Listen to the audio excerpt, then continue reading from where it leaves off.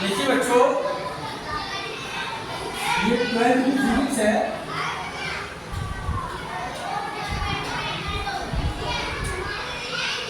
Twelfth की physics में एक पॉइंट दिया है, कॉम्बिनेशन ऑफ रेजिस्टेंस। ये रेजिस्टेंस कहलाते हैं। रेजिस्टेंस कैसा होता है?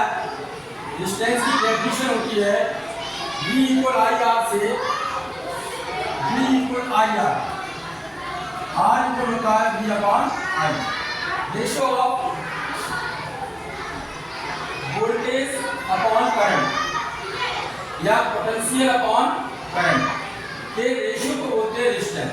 जब करंट फ्लो होती है तो कुछ ना कुछ इंटरफियर ये करंट के फ्लो होने में करता है, उसी को बोलते हैं रेजिस्टेंस। तो अब सर्किट में ये लगे होते हैं, कहीं पर करंट ज़्यादा चाहिए होती है, कहीं पर करंट कम चाहिए होती है। ये लगाए जाते हैं रेजिस्टेंस। और तुमने देखा होगा दुकान पे इस तरीके को होते हैं रेजिस्टेंस, और इसके कलर लगे होते हैं, कलर कितने पावर का, कितने ओम का। ओम का निशान ये होता है। तो यहाँ पर मैं यानी ये नहीं बताने वाला, पीछे बता चुका हूँ। तो कॉम्बिनेशन ऑफ रेजिस्टेंस दो तरीके से जोड़े जाते हैं।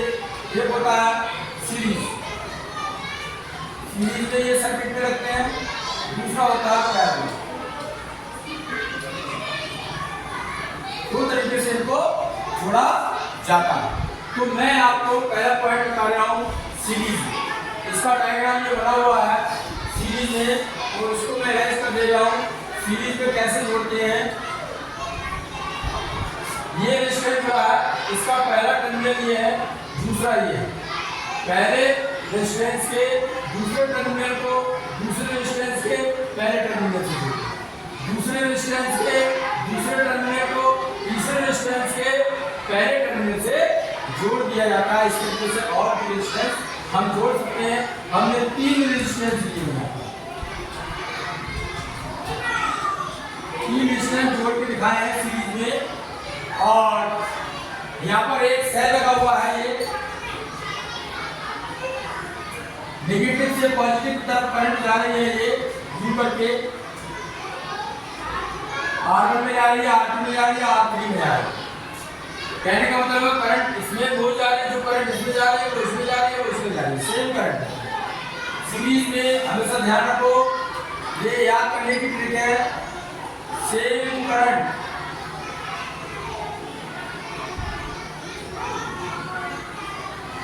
जो होती है वो सेम होती है, लेकिन पोटेंशियल डिफरेंस जो होता है या जो वोल्टेज होता है वो अलग अलग होता है। डिफरेंट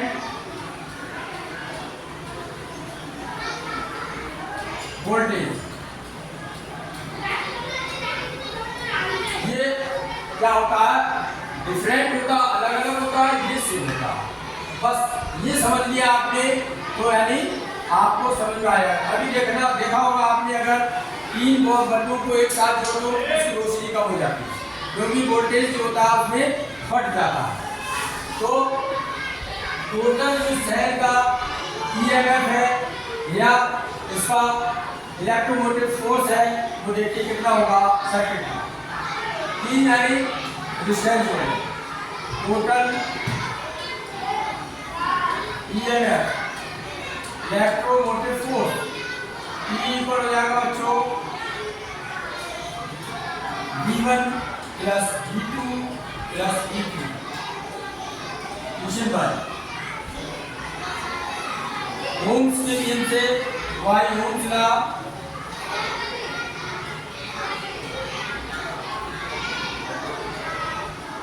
होता है V equal I R.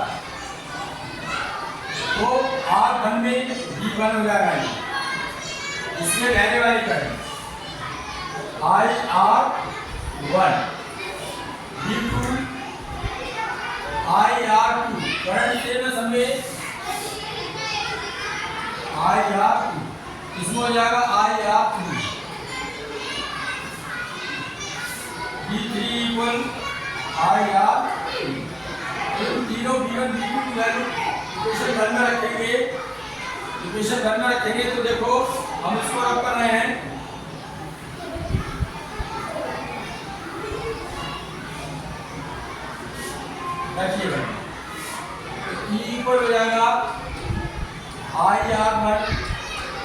IR2 IR3 तीनों में टर्म कॉमन आ रही है आई, कॉमन ले लो, ब्रैकेट में R1 R2 R3 हो गया और ये हो गया E।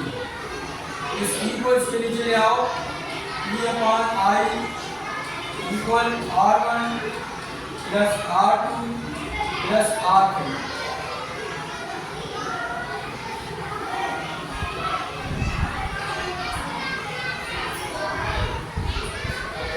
ये जो हो गया आपका टोटल आपका R हो गया, R1 plus R2 plus R3।